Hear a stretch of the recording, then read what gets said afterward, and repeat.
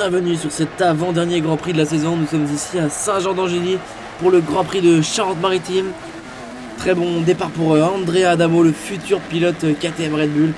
Et Kevin Ormeau qui part à la faute et qui heurte un panneau publicitaire. Dans le premier tour, on retrouve Simon Lagenfelder, l'allemand, Juan van der Moosdijk et Jago Geerts qui passent tout de suite à l'attaque sur Van der Moosdijk. Il est maintenant 5ème. Geerts va passer Lagenfelder pour la 4ème position alors que Juan van der Moosdijk commet une petite erreur. Il était en 5ème position, il repartira 17ème. L'autre pilote Nestan Kaidewolf commet une nouvelle erreur, il repartira en 10ème position avant de commettre une nouvelle fois un accrochage avec Kevin Ormeau. Une très belle remontée avant qu'il ne reste coincé dans la roue de la moto de Kaidewolf. Mais une nouvelle fois cette saison, sous un public déchaîné, sous son public, le pilote français Thibaut Benistant va s'imposer dans cette première manche juste devant l'autre français Tom Vial. Jago Geerts finira en 3ème position. Tom Vial reprend donc 2 points au championnat sur Jago Geerts avant cette deuxième manche. Il compte donc maintenant 13 points de retard.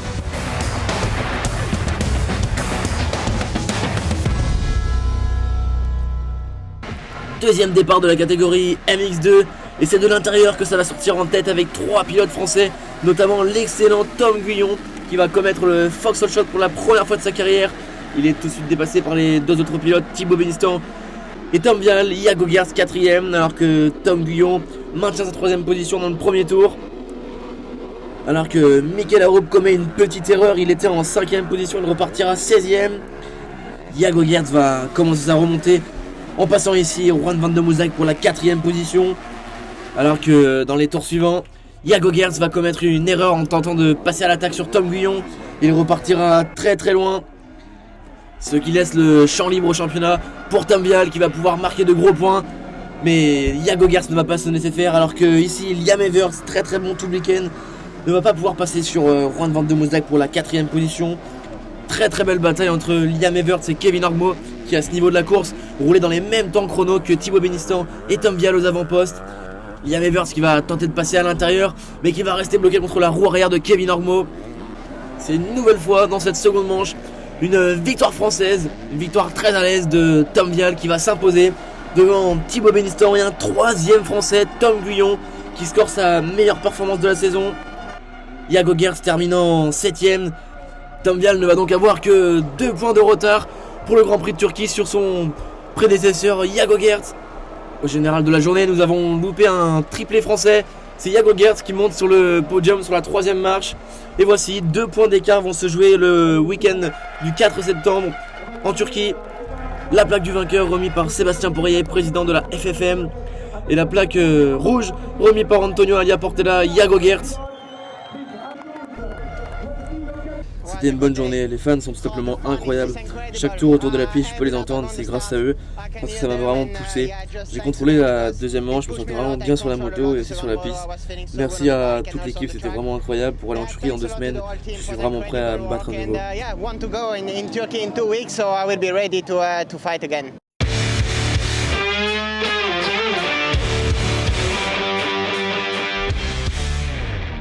Première manche de la catégorie MXGP.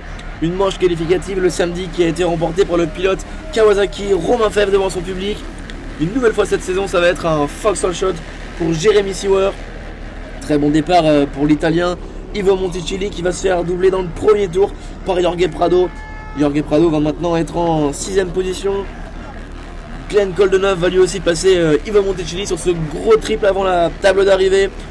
Monticelli est maintenant 8ème. Tim Gager va attaquer Romain Febvre dans les premiers tours. Il va passer en 2ème position avec cet intérieur. Alors que Jérémy Van Orbeek, qui a annoncé sa fin de carrière à la fin de la saison, il a été victime d'une très grosse chute. Maxime Renault commet lui aussi une petite erreur. Il repartira tout de même en 5ème position. Et c'est une nouvelle fois un dépassement sur ce gros triple en montée de la part du même pilote, Glenn Coldeneuve, qui passe Mitch Evans pour le compte de la 6ème place. Alors que Tim Gager est de plus en plus proche de Jeremy Seewer dans le dernier tour. Jeremy Seewer ne va pas se laisser faire, il va aller s'imposer ici au Grand Prix de France devant Tim Gager et Romain Febvre. Très belle manche de la part de ces deux hommes qui se respectent et se serrent la main après la première manche. Place maintenant à la seconde manche. Deuxième départ de la catégorie MXGP. Et comme à son habitude, un nouveau Foxhole Shot de la part du pilote KTM Gaz Gaz du team Decarly, Jorge Prado. Très bon départ aussi du pilote Kawasaki, Romain Fèvre. Jérémy Siwar est dans le coup et Maxime Renault.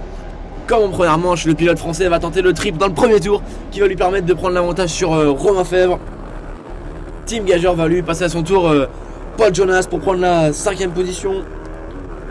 Il va ensuite enchaîner sur Romain Fèvre et va prendre la 4e place. Très belle attaque de Team Gager en haut de la montée avant la série de vagues. Très à l'aise sur la piste Jorge Prado et surtout très à l'aise physiquement par rapport à d'habitude. Jérémy Siwar va tenter le tout pour le tout pour essayer de passer le pilote espagnol. Mais c'est Team Gager, le pilote champion du monde, qui est très à l'aise sur cette piste de Saint-Jean-d'Angély, qui va prendre l'avantage sur Maxime Renault. Petite erreur dans les derniers tours pour Jérémy Siwar. Nous sommes dans les derniers tours. Petite erreur de Jorge Prado qui va permettre à Team Gager de prendre l'avantage sur l'intérieur, très avancé sur Jérémy Siwar. Il a donc maintenant Jorge Prado en ligne de mire. Et c'est au freinage que va se passer le dépassement pour la première position. Jorge Prado qui va perdre l'avantage et perdre la première position au profit du pilote Honda HRC. Jérémy Siwar terminera en 3e position. Mais c'est Team Gager, le champion du monde, qui va s'imposer et remporter ce Grand Prix de France devant Jérémy Siwar et Jorge Prado. Au général de la journée, Team Gager s'impose devant Siwar, Prado. Romain Fèvre loupe le podium de peu et Maxime Renault une très belle 5e place. Au championnat, pas de changement pour le leader puisqu'il est déjà titré champion du monde. Team Gager conforte son avance. Jérémy Siwar en 2e position. La plaque numéro 1 remise par Jacques Boll. Et bien sûr la plaque en or remise par Antonio Alia Portela, Team Gager.